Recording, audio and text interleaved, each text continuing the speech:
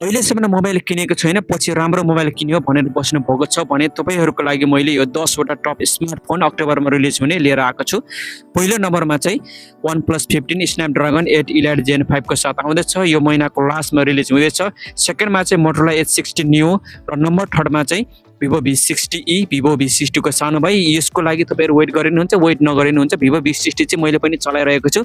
Vivo V60 camera एकदम राम्रो छ सोनीको। नम्बर 4 मा चाहिँ Samsung Galaxy A07, यसलाई तपाईले बजेट क्याटेगोरीमा देख्न सक्नुहुन्छ। र नम्बर 5 मा चाहिँ Apple को better version Xiaomi 17, Xiaomi 17 Pro, Xiaomi 17 Pro Max आउँदैछ। र नम्बर 6 मा चाहिँ Oppo Find X9 को सिरिज यो महिना कि अर्को महिना नोभेम्बरमा लन्च हुन सक्छ। नम्बर 7 मा चाहिँ Xiaomi को तर्फबाट Note 15 को सिरिजहरु आउँदैछ।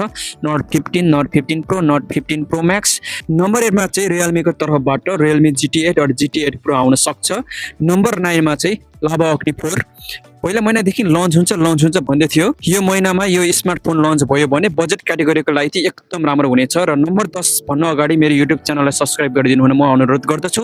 र नम्बर 10 मा चाहिँ हामी सबैलाई मन पर्ने भन्नाले मलाई चाहिँ एकदम मन पर्ने iQOO 15 यो महिना अक्टोबरमा रिलिज हुँदैछ।